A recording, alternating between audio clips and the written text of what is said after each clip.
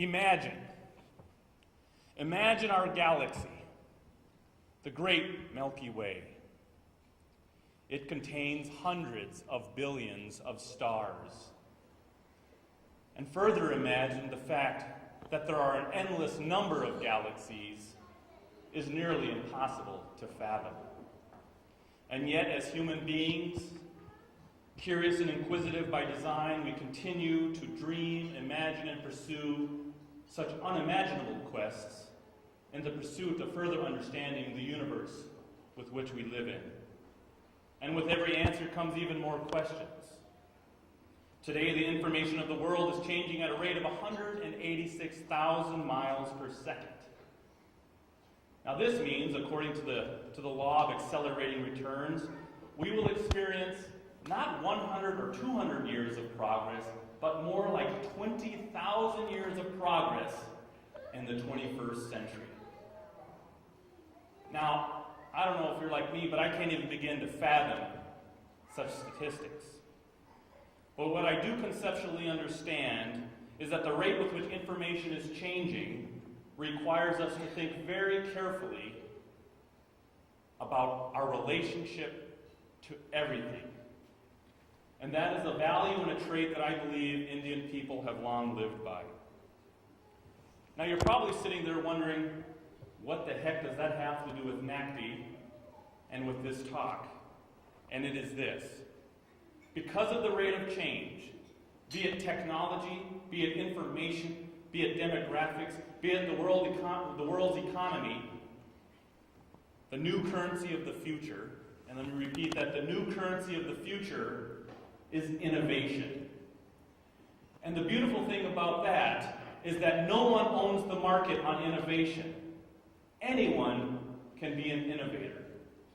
And so the question that I have to you tonight, for you tonight, is are we then providing the opportunities and the tools for our children to truly be innovators in the 21st century? According to IBM's Executive Vice President for Innovation and Technology, he says the 21st century is going to be about three things: how technology is applied, the creation of sophisticated open networks, and about speed.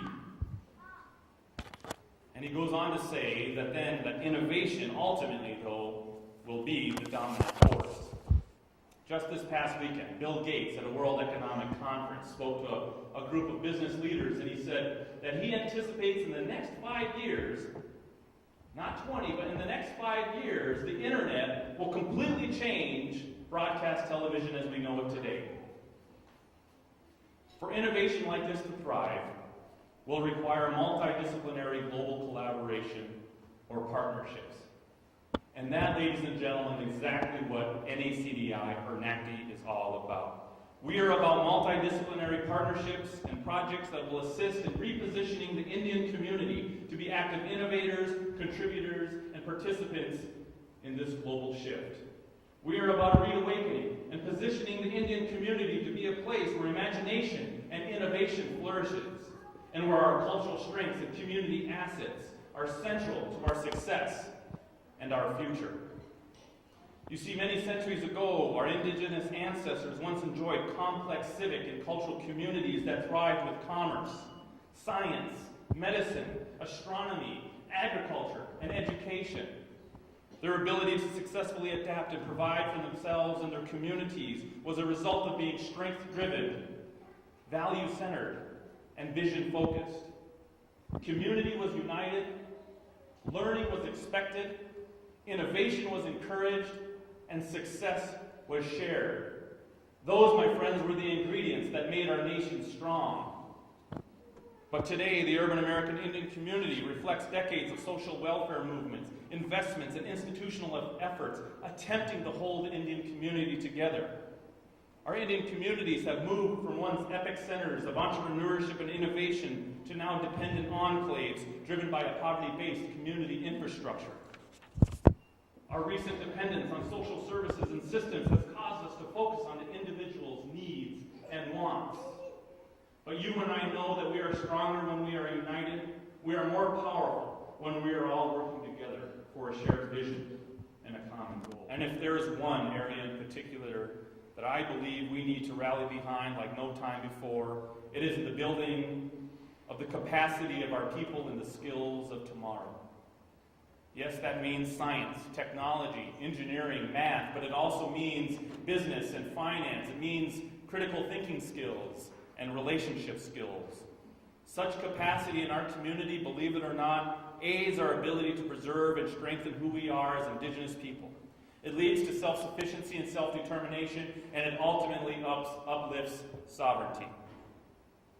We recently completed a strategic plan setting a course of action for the next 5 years and beyond. We are going to focus our energy in developing community and economic development strategies and partnerships within 3 primary sectors: land and housing, entertainment and media, and health and wellness. These broad sectors enjoy high growth and high demand and require the crossover skills of the 21st century. I'm sharing these examples. I want you to begin to ask yourself, who's going to do this work? To what capacity do we have to do this work? And if we don't have the capacity in the community to do this work, how are we going to get the capacity to get it done? And you'll begin to feel hopefully the same feeling that I get, and that is that we need a new movement, Clyde. We need a new energy, a new movement that says that no child in our community will be equipped. I mean, every child in our community will be equipped with the knowledge and the opportunity to acquire the skills of the future. And for this to have any meaning, it cannot come from the county, it cannot come from the school district, it cannot come from the state. It must come from within the community, it must come from within every household and every family in our community. That is how the movement starts. First, land and housing. Land and housing is essential to community progress. And if you're not a part of it, you're watching the world go by, and that's what's happening to us a little bit right now in South Minneapolis. So we're going to begin to explore the development of an American Indian economic and cultural corridor, a destination point, if you will, that focuses around Franklin Avenue and the light rail station. Third, the health and wellness sector. The health and wellness sector is a huge and growing sector. Just ask those who continue to pay health insurance premiums. American Indian people have much to offer current Western models of primary care. We need to develop an American Indian health and wellness system and business model that not only provides the community at large with the best practices of health and wellness, but is also a profitable American Indian venture. People all over this country are looking for new ways to take care of themselves, and that trend is only going to rise. And capacity is key to any effort to break into this. Second, entertainment and media. Entertainment and media is the largest sector of the world.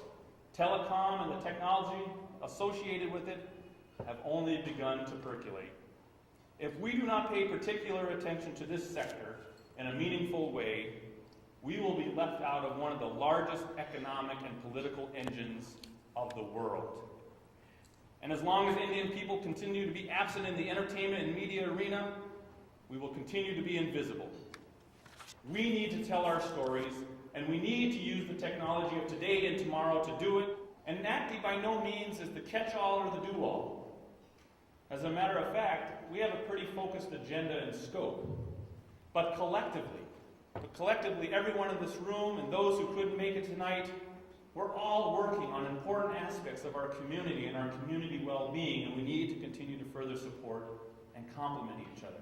Whether it's in language and cultural revitalization, whether it's in early childhood development, K-12 and higher education, whether it's in housing or public safety, domestic violence, well-briety, the list could go on and on. We are all doing very important work, but we must continue.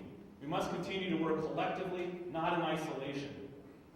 And we must continue to move toward opportunities that ultimately lead to training, education, livable wage jobs, and even home ownership. These basic tenets of self-sufficiency will ultimately determine how we define the 21st century.